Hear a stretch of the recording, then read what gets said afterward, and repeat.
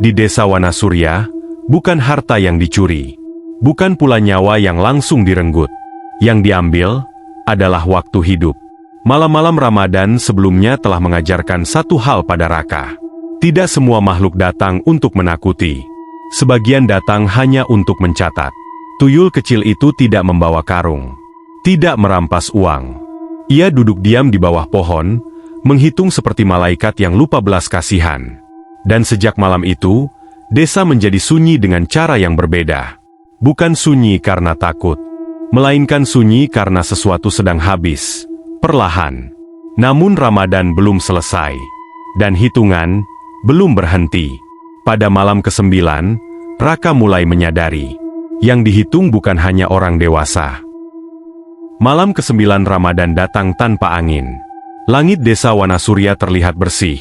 Bulan menggantung pucat seperti mata yang tidak berkedip. Lampu-lampu rumah menyala lebih awal dari biasanya. Namun jalanan tetap sepi. Tidak ada anak-anak bermain. Tidak ada suara petasan. Tidak ada tawa. Seolah desa itu sengaja menahan nafas. Raka berdiri di teras rumahnya, memandang ke arah musola kecil di ujung jalan. Sejak kejadian tuyul menghitung, jumlah jamaah tarawih tidak berkurang, justru bertambah. Orang-orang datang lebih cepat, duduk lebih lama, dan pulang tanpa banyak bicara. Namun ada satu pemandangan yang mengusik sejak 2 malam lalu. Seorang anak kecil. Ia berdiri di bawah lampu jalan yang redup, sendirian. Tubuhnya kurus, pakaiannya sederhana, dan kepalanya selalu tertunduk. Anak itu tidak pernah masuk musola, tidak ikut sholat, tidak mengobrol, tidak bermain. Ia hanya berdiri. "Anak siapa itu?" gumam Raka pelan. Tak satu pun warga menegurnya. Seolah mereka tidak benar-benar melihatnya. Malam pertama, wajah anak itu terlihat biasa. Malam kedua, matanya tampak lebih dalam. Dan malam ini, Raka merasakan ada yang salah bahkan sebelum ia menoleh. Anak itu mengangkat wajahnya perlahan. Bukan wajah yang sama. Kulitnya tampak lebih pucat, seperti tertarik ke belakang. Bibirnya kering, pecah-pecah, dan senyumnya muncul terlalu lambat. Mata hitamnya menatap ke arah musola, bukan dengan iri, melainkan dengan penilaian. Raka menelan ludah. Anak itu tidak melangkah, tidak mendekat, tidak pergi. Namun saat Iomah dikumandangkan, lampu jalan di atas kepalanya mati. Gelap menelan tubuh kecil itu. Dan ketika lampu menyala kembali, anak itu sudah tidak ada.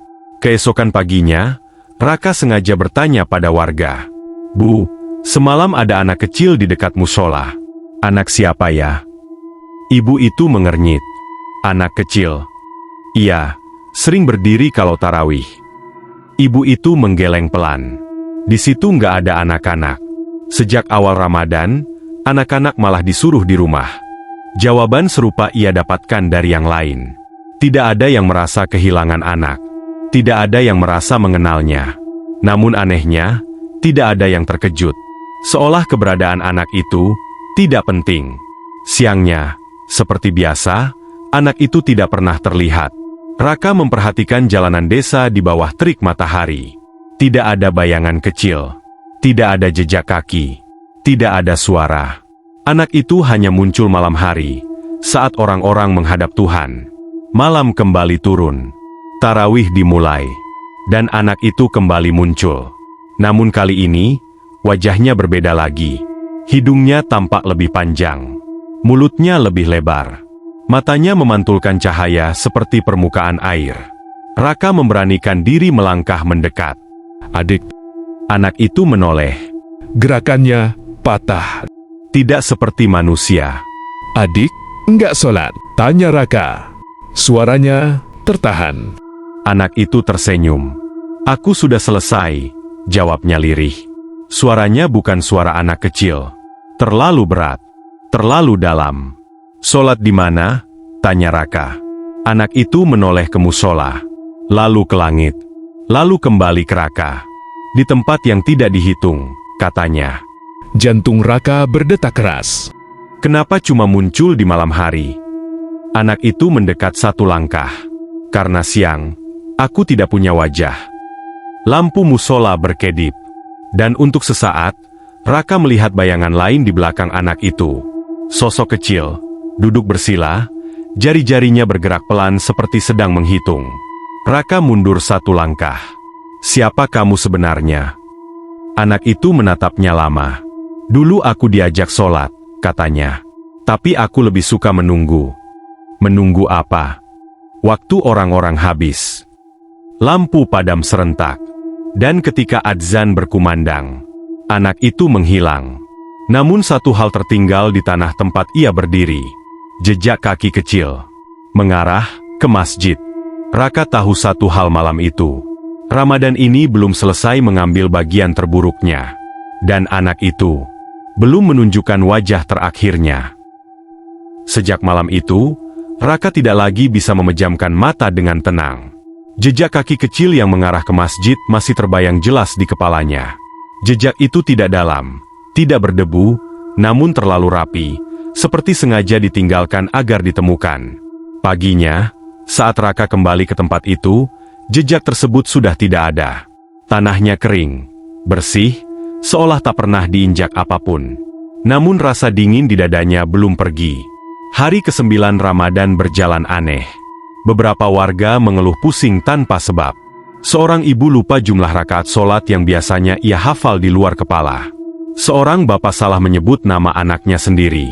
Hal-hal kecil, tapi terlalu sering.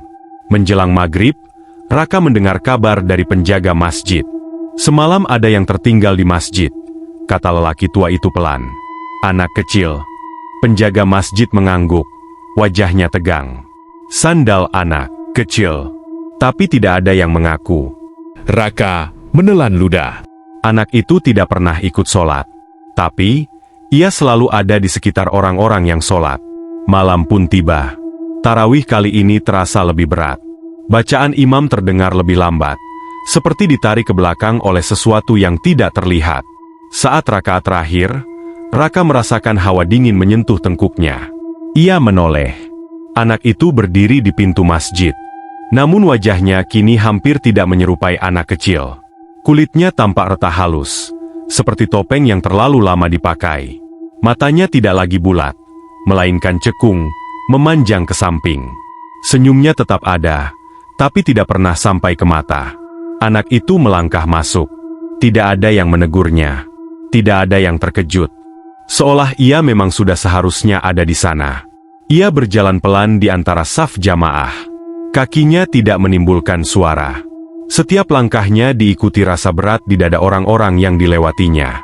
Seorang pria tiba-tiba terbatu keras. Seorang remaja menunduk. Nafasnya terengah. Raka berdiri kaku. Anak itu berhenti tepat di belakang seorang kakek renta. Orang yang semalam hampir tidak bangun sahur. Anak itu menatap punggung kakek itu lama sekali. Lalu ia berbisik. Tidak keras. Tidak jelas.